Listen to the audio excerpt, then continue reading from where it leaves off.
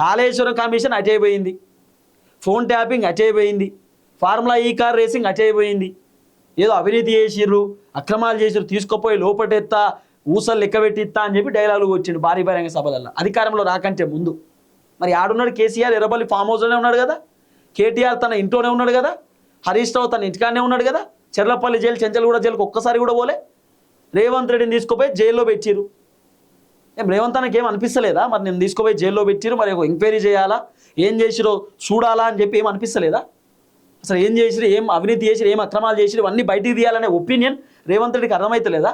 అంటే ఒకటి చెప్పాలనా, మీరే చెప్పారు కదా 1,00,000 కోట్లు కథం చేసిరు, 7 లక్షల కోట్ల రూపాయలు అప్పు చేసిరు, 1,00,000 కోట్లు మింగిర్రు అని చెప్పి మీరే కదా అన్నది.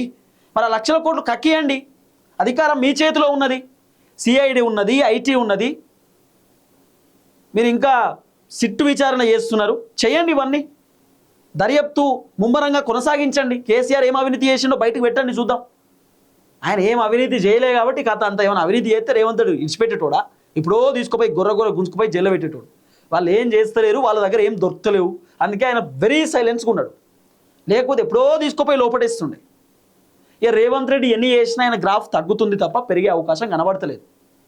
మొన్న సర్పంచ్ ఎన్నికలలో డమాల్, మున్సిపల్ కార్పొరేషన్లో డమాలు, రాబోతున్నటువంటి హైదరాబాద్ మున్సిపల్ కార్పొరేషన్ డమాల్ అయ్యే అవకాశం ఉంది. ఎమ్మెల్సీ ఎన్నికలలో డమాలు, ఇక మొన్న పార్లమెంట్ ఎన్నికలలో డమాలు, బీజేపీకి కాంగ్రెస్కు సేమ్ వచ్చినాయి. రేవంత్ అనేమో 12 సీట్లు ఎక్స్పెక్టేషన్ పెట్టుకుని 10 కూడా గెలవలే అధికార పార్టీ. ఇంకా ఎంపీటీసీ జెడ్పీటీసీ అసలు ఎట్లుండదో ఇంకా రేవంత్ అనికి అర్థమవుతలేదు. ఈ ఎంపీటీసీ జెడ్పీటీసీ ఎన్నికల కోసం రైతు బంధు అనేటటువంటి ఒక దుకాణం తెరిచిండు. ఇక నేను రైతు బంధే ఇస్తా, రైతు బంధునే నమ్ముకున్నాడు ఇక కథం. మరి ఇది కొసాకరికి వెళ్తుందా ఎంపీటీసీ జెడ్పీటీసీ ఎన్నికలలో కాంగ్రెస్ పార్టీ? ఏం జరుగుతుంది అనేది ఇంకా ముందు వేచి చూడాల్సినటువంటి అవసరం ఉంటుంది. ఒకటే ఒక సినారియో, కేసీఆర్కు 62% గ్రాఫ్ రావడానికి కారణమే రేవంత్ రెడ్డి.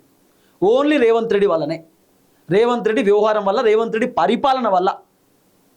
అడ్మినిస్ట్రేషన్ తెలవక, అడ్మినిస్ట్రేషన్ పైన పట్టు లేక, పరిపాలన పైన పట్టు లేక రేవంత్ రెడ్డి ఏం చేయలేకపోతున్నాడు. మంత్రులకు ఏం చెప్పకుండా రేవంత్ రెడ్డి సొంత నిర్ణయాలు తీసుకుంటున్నాడు. ఆ విషయంలో రేవంత్ రెడ్డి ఫెయిల్ అవుతున్నాడు. ఈ ఫెయిల్యూర్ కారణంగా కేసీఆర్ పైన జనాలు మళ్ళీ పాజిటివ్ అవుతున్నారు. మంచో చెడో కేసీఆర్ ఉండాలంటున్నారు. ఇప్పుడు ఏడజూరుని కేసీఆర్ని గుర్తుపెట్టుకుంటారు అందరూ. రేవంత్ రెడ్డి రైతు బంధు పైసలు ఇచ్చినా రైతులు కేసీఆర్ పైసలు పడ్డాయని అడుగుతురట. పెన్షన్ పైసలు ఇచ్చినా కేసీఆర్ పెన్షన్ పైసలు పడ్డాయని అడుగుతురట.